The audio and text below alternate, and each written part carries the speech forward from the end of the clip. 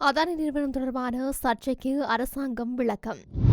வடக்கில் அதிகரிக்கும் நிதி மோசடி, காவல்துறை விடுத்துள்ள எச்சரிக்கை. இலங்கைக்கு கிடைக்கவுள்ள பல மில்லியன் டாலர் வருமானம். கோப்பாய் காவல் நிலைய பொறுப்பதிகாரி இடமாற்றம் வெடித்த சர்ச்சை. தலைகீழாக மாறப்போகும் இலங்கையின் எதிர்காலம், ரணில் கூறிய ரகசிய ஆருடம். தேர்தல் முறைமைகளை மாற்றியமைக்க வேண்டும், ரவி கருணாநாயக்க. பிரித்தானியர்களுக்கு வெளியான அறிவிப்பு. கனடிய மக்களுக்கு விடுக்கப்பட்டுள்ள எச்சரிக்கை. யாழ் கொழும்பு தொடருந்து சேவை வெளியான மகிழ்ச்சி தகவல். யாழிற்கு விஜயம் செய்துள்ள பிரதமர் ஹரணி அமரசூரிய.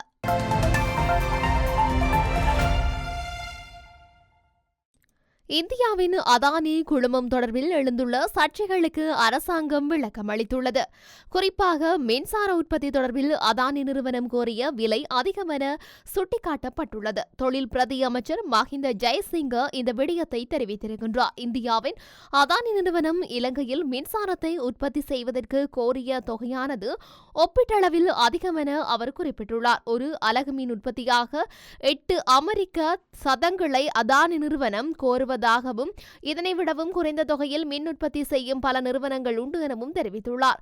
சில நிறுவனங்கள் 4 முதல் 5 அமெரிக்க சதங்களுக்கு ஒரு அலகு மின்சாரத்தை உற்பத்தி செய்வதாக தெரிவித்துள்ளார்.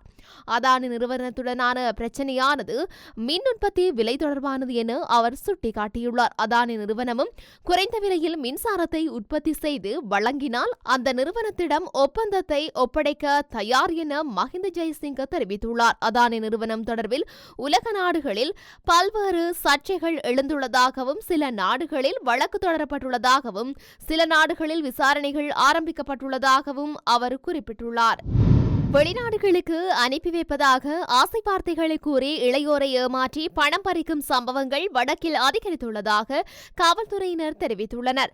வெளிநாடுகளுக்கு சட்டவிரோதமான முறைகளில் ஆட்கடத்தல்களில் ஈடுபடும் முகவர்கள் இளையோரை இலக்கு வைத்து அவர்களை சமூக ஊடகங்களூடாக அணுகி ஆசை வார்த்தைகள் கூறி பெருந்தொகையான பணத்தினை பெற்று மோசடி செய்து வருகின்றனர். இது தொடர்பில் யாழ்ப்பாணம், மானிப்பாய், கிளிநொச்சி உள்ளிட்ட காவல் நிலையங்களில் முறைப்பாடுகள் கிடைத்துள்ளன. வெளிநாடு செல்வதற்கு வங்கிக் கணக்கில் பெருந்தொகை பணம் வங்கிக் கணக்கில் இருப்பில் இருக்க வேண்டுமென கூறி வங்கிக் கணக்கு இலக்கங்களை பெற்று அடையாள அட்டை உள்ளிட்ட ஆவணங்களை பெற்று வங்கியில் உள்ள பணத்தினை மோசடியாக கும்பல் பெற்றுக்கொண்டு தலைமறைவாகி வருகின்றது. இவ்வாறான சம்பவங்கள் தொடர்பில் பல்வேறு முறைப்பாடுகள் கிடைக்கப்பெற்றுள்ள நிலையில் காவல்துறையினர் விசாரணைகளை ஆரம்பித்துள்ளனர். வெளிநாடு செல்ல காத்திருக்கும் இளையோர் வெளிநாட்டு வேலைவாய்ப்பு பணியகம் மற்றும் இலங்கையில் பதிவு செய்யப்பட்ட வெளிநாட்டு முகவர்களூடாக பயண ஏற்பாடுகளை செய்து சட்ட ரீதியான முறையில் செல்ல வேண்டும்.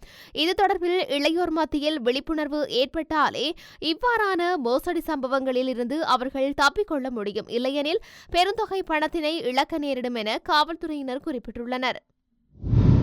2025 ஆண்டில் வெளிநாட்டு வேலைவாய்ப்பினூடாக 7 பில்லியன் அமெரிக்க டாலர் புலம்பெயர் தொழிலாளர்களின் வருமானமாக எதிர்பார்க்கப்படுவதாக இலங்கை வெளிநாட்டு வேலைவாய்ப்பு பணியகத்தின் பொது முகாமையாளர் DDG சேனநாயக்க தெரிவித்துள்ளார். இலங்கை தொழிலாளர்களை வெளிநாட்டு வேலைவாய்ப்புக்காக அனுப்புவது குறித்து வெளிநாட்டு வேலைவாய்ப்பு அனுமதி பத்திரம் பெற்ற பிரதிநிதிகளுக்கு தெளிவுபடுத்தும் முதலாவது நிகழ்வில் கலந்து கொண்டு உரையாற்றும் போதே அவர் இதனை குறிப்பிட்டிருக்கின்றார். 2024 3,14,000 இலங்கையர்கள் வெளிநாட்டு வேலைவாய்ப்புக்காக புலம்பெயர்ந்துள்ளதுடன் அந்த வருடத்தில் 6.51 அமெரிக்க டாலர் வருமானமாக கிடைத்துள்ளதாகவும் கூறியுள்ளார். இதேவேளை இந்த வருடத்தில் 3,40,000 இளையோர்கள் அளவில் தொழிலுக்காக வெளிநாடு செல்வதற்கு எதிர்பார்ப்பதாக இலங்கை வெளிநாட்டு வேலைவாய்ப்பு பணியகத்தின் தலைவர் கோஷல விக்ரமசிங்க குறிப்பிட்டிருக்கின்றார். அதற்காக வெளிநாட்டு வேலைவாய்ப்பை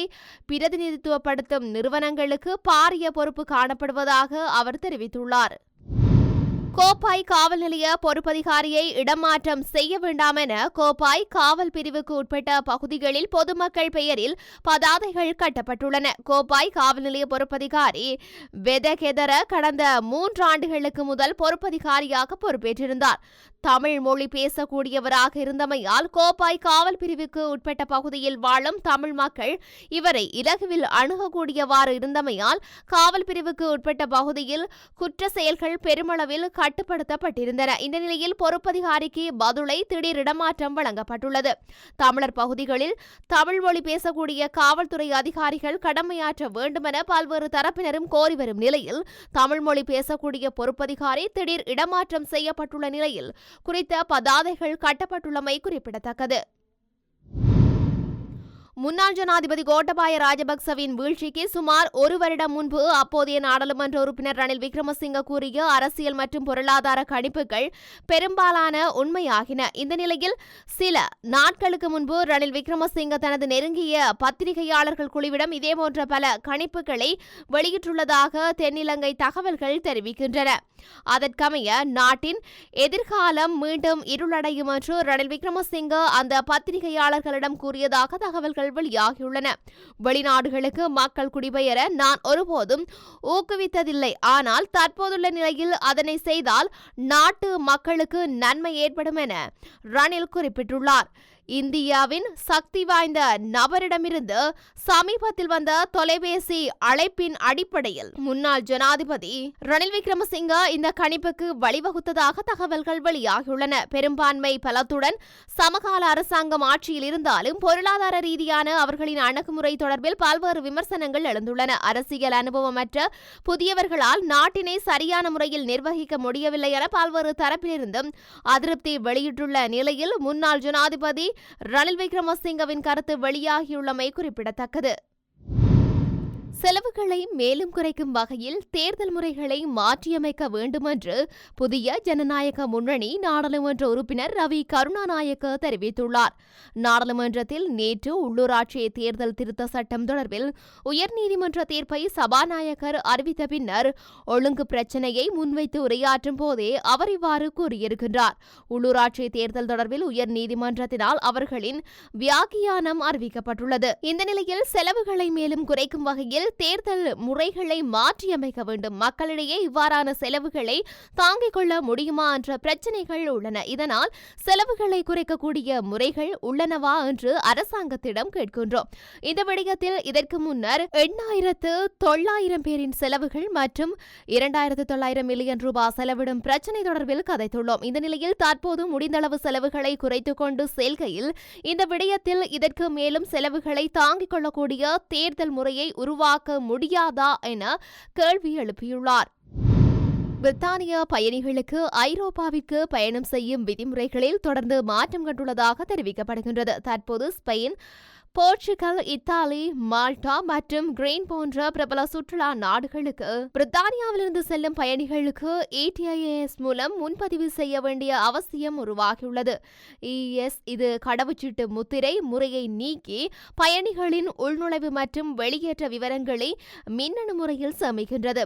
ETIAS ஐரோப்பாவில் விசா தேவையில்லாத பயணிகளுக்கான புதிய பதிவு என தெரிவிக்கப்படுகின்றது. பிரித்தானியர்கள் இதில் பதிவு செய்ய 6 பவுண்டுகள் கட்டணம் செலுத்த வேண்டும் என தெரிவிக்கப்படுகின்றன. இந்த பதிவு 3 ஆண்டுகளுக்கு செல்லுபடியாகும் என தெரிவிக்கப்படுகின்றது. பயணத்துக்கு சில வாரங்களுக்கு முன்பே பதிவு செய்ய வேண்டும் எனவும் தெரிவிக்கப்பட்டுள்ளமை குறிப்பிடத்தக்கது. எதிர்வரும் வார இறுதி நாட்களில் கனடாவின் ரொராண்டோவில் நிலவக்கூடிய காலநிலை குறித்து எதிர்வு கூறல் வெளியிடப்பட்டுள்ளது. அதன்படி வார இறுதி நாட்களில் ரொராண்டோவில் சுமார் 30 சென்டிமீட்டர் வரையில் பனிப்பொழிவு நிலவும் என எதிர்வு கூறப்பட்டுள்ளது. குறிப்பாக எதிர்வரும் ஞாயிற்றுக்கிழமை கடுமையான பனிப்பொழிவு ஏற்படும் என தெரிவிக்கப்பட்டுள்ளது.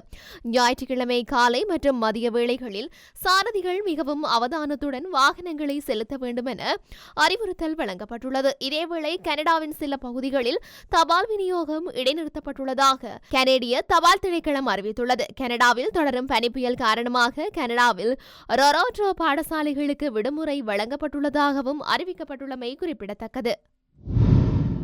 கொழும்பு கோட்டை தொடக்கம் யாழ் காங்கேசன்துறைக்கு இடையிலான இரவு தபால் தொடருந்து சேவை மொரட்டுவையிலிருந்து தனது சேவையை ஆரம்பித்துள்ளது. குறித்த தொடருந்து சேவையானது நேற்று இரவு முதல் சேவையை ஆரம்பித்துள்ளதாக தொடருந்து திணைக்களம் தெரிவித்துள்ளது. காங்கேசன்துறை வரை செல்லும் இந்த தொடருந்து சேவையை வெள்ளவத்தையிலிருந்து ஆரம்பிக்குமாறு மக்கள் கோரிக்கை விடுத்திருந்தனர். இந்த நிலையில் இரவு தபால் தொடருந்து சேவை மொரட்டுவையிலிருந்து தனது சேவையை ஆரம்பித்துள்ளது. இதேவேளை அவிசாவளையிலிருந்து ஹகவத்தை வரையிலான முன்மொழியப்பட்ட தொடருந்து பாதையின் நிர்மாணத்தை விரைவுபடுத்துவது குறித்து அரசாங்கம் கவனம் செலுத்தியுள்ளதாக தொடருந்து திணைக்களம் தெரிவித்துள்ளது. அதன் பிரதி தலைமை பொறியியலாளர் PJ பிரேமதிலக ரத்தினபுரி மாவட்ட ஒருங்கிணைப்பு குழுவில் உரையாற்றும் போதே இது தொடர்பில் குறிப்பிட்டுள்ளார். இந்த தொடருந்து பாதையின் முதல் கட்டம் அவிசாவளையிலிருந்து ரத்தினபுரி வரை நிர்மாணிக்கப்படவுள்ளது. இரண்டாம் கட்டம் ரத்தினபுரியிலிருந்து ஹகவத்தை வரையிலும், மூன்றாம் கட்டம் எம்பிலிப்பிட்டிய சூரியவெவ மத்தள ஊடாக ஹம்பாந்தோட்டை துறைமுகம் வரையிலும் நிர்மாணிக்க முன்மொழியப்பட்டுள்ளதாக பிரேமதிலக மேலும் தெரிவித்துள்ளார். இதில் அவிசாவளையிலிருந்து ரத்தினபுரி வரையிலான பகுதியில் அவிசாவளையிலிருந்து குறிவிட்ட வரையில் தற்போது அளவீடுகள் முடிக்கப்பட்டுள்ளமை குறிப்பிடத்தக்கது. வடக்கிற்கு வருகை தந்துள்ள பிரதமர் ஹரணி அமரசூரிய இன்று யாழ்ப்பாணம் இந்து கல்லூரிக்கு விஜயம் மேற்கொண்டுள்ளார். இந்து கல்லூரி அதிபருடன் கலந்துரையாடிய அவர் பாடசாலை கல்வி செயல்பாடுகள் தொடர்பில் கேட்டறிந்து கொண்டதுடன் மாணவர்களுடனும் கலந்துரையாடலில் ஈடுபட்டார். இதனைத் தொடர்ந்து கோப்பாய் ஆசிரியர் கலாசாலைக்கு விஜயம் மேற்கொள்ளவுள்ளதாக தெரிவிக்கப்படுகின்றது. அதன் பின்னர் வடக்கு மாகாண கல்வி அமைச்சின் அதிகாரிகளை சந்தித்து கலந்துரையாடவுள்ளதாக குறிப்பிடப்படுகின்றது. மேலும் இன்று மாலை சுழிபுரம், ஏழாலை மற்றும் சண்டிலிப்பாய் பகுதிகளுக்கு சென்று மக்கள் சந்திப்புகளில் ஈடுபடவுள்ளார். நாளை கிளிநொச்சி மற்றும் முல்லைத்தீவு மாவட்டங்களுக்கு பிரதமர் விஜயம் மேற்கொள்ளவுள்ளமையும் குறிப்பிடத்தக்கது.